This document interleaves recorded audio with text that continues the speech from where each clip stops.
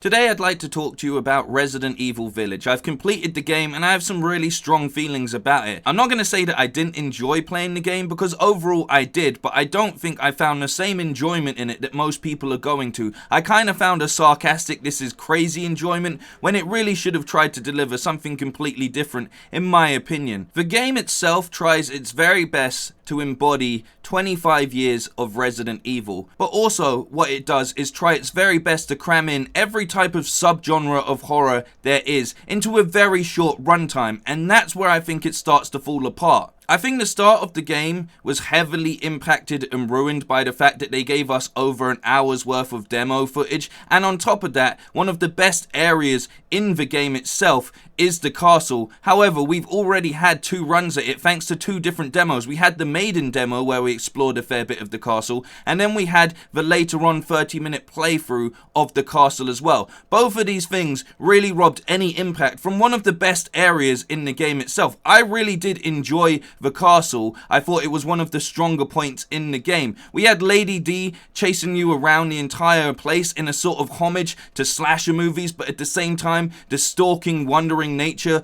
of vampire movies all thrown into there as well. We also had the daughters that were completely on your case, and while it was fairly easy to take care of all of them, it was one of the best parts of the game. I think the woman that voiced Lady D did the best she could with the lines that were given to her, and she really did bring that character to life quite well. I really did enjoy that part. However, it was a little bit played out as far as the scariness goes because it never once seemed to deliver any sort of impending doom. Anytime you got caught, it was very easy to get away from the lady or her daughters. Then we move onwards to the Dollmaker's house. For me, the Dollmaker's house really does embody Exorcist meets Child's Play. That sort of, you gotta worry about things that really shouldn't be too scary, but actually are when they're given a horrific style to them. And in this case, it's the classic creepy dolls. The beautiful thing about this area in the game is that you actually lose all of your weapons and heals and everything you've been building up to that point. So suddenly you're thrown into quite a scary situation where you can't really fight too well and you've got to navigate your way out of this creepy dollhouse.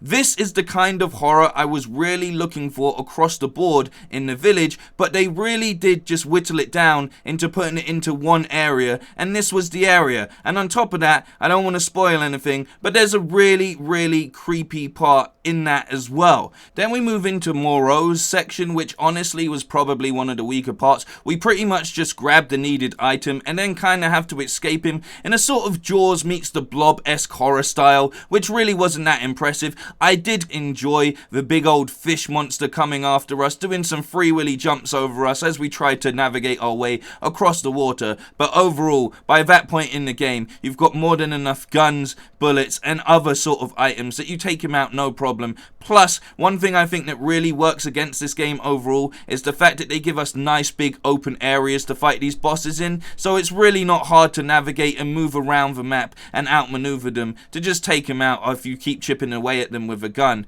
So that again, sort of misses the mark. And finally, we move into Heisenberg's Frankenstein-esque factory / Terminator, the general sort of horror where we play God and we tamper with the things around us. We're putting drills and other such things onto zombies and trying to make them as destructive as possible. But again, this is really where the game falls short for me because you end up just stuck in a bunch of corridors being able to outmaneuver the monsters yet again because you have so much space until you come down to this final battle with a big fan dude who literally just has a huge wind turbine attached to him who charges at you very slowly, and you shoot him in the back until eventually he explodes.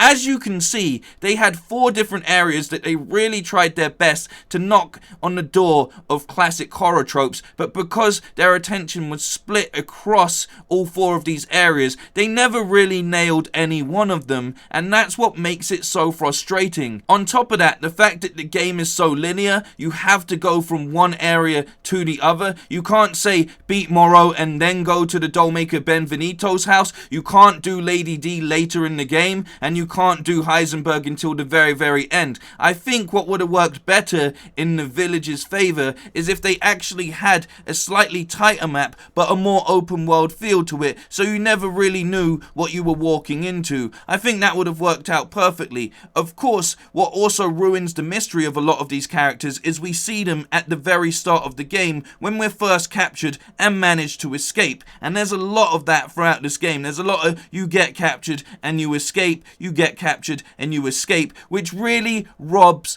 away any feeling of tension, because there's no point in this game where you are fearful for your life. You know you were the hero, you know you're going to get away with it. You're not even Ethan Winters at this point, you're pretty much Ethan Hunt. So it's all of these elements that really didn't come together well for me. While it was overly ambitious, I think it was a very good idea to try and sort of embody all of these elements of horror, but as I said, not being able to focus on any element properly means that they missed the mark with it. The other side of this game, and I think it really needs addressing, is while they have horror elements, they really leaned heavily into the action style about this, and while they have upgraded the shooting system to accommodate that a bit better, the game still plays quite clunkily in the way that Resident Evil 7 did. You weren't able to always make the perfect shots. At that point in time, Ethan hadn't had military training. You were deliberately put into a system where you may miss shots and things move awkwardly, deliberately trying to throw your shot off.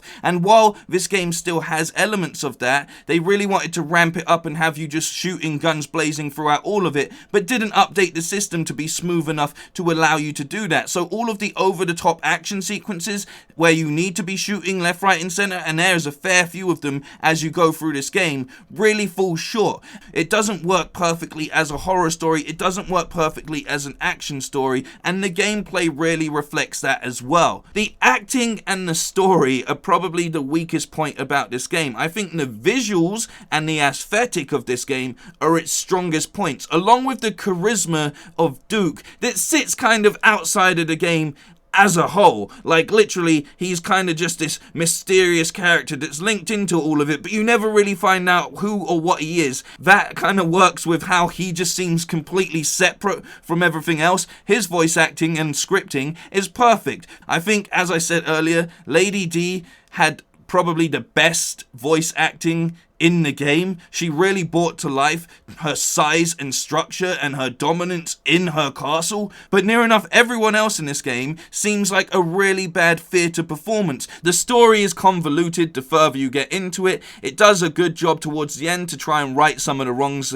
and the plot holes that it seems to have set up earlier in the game, but overall it really just doesn't make that much sense, and it's frustrating to say the least. I feel like the story in Resident Evil 7 was pretty straightforward but did a perfect job of executing it, whereas in this, again, it's just trying to do too much and doesn't know how to tie it all together. I am completely aware there will be loads of people that enjoy the spectacle and the kind of Hollywood approach to this game, and they're probably not going to have any problems with it, but to me, overall, it just misses its mark completely, and that's very, very upsetting for what I wanted from this game. And that's my personal opinion. That doesn't take away from if you enjoyed it. I'm glad people enjoyed it, but after the sort of PTSD I had gained from Resident Evil 7, I was kind of hoping for a similar situation, and we just never got that.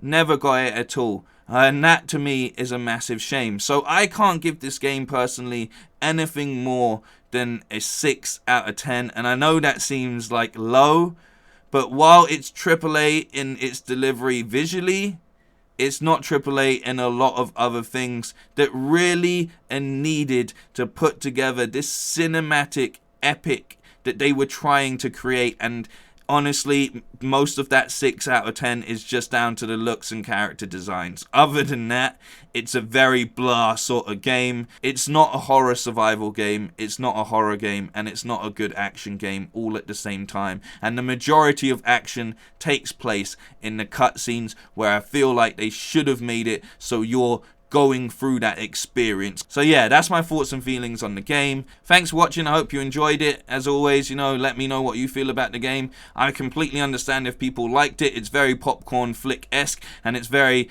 easy and accessible to get into, but it just didn't click with me.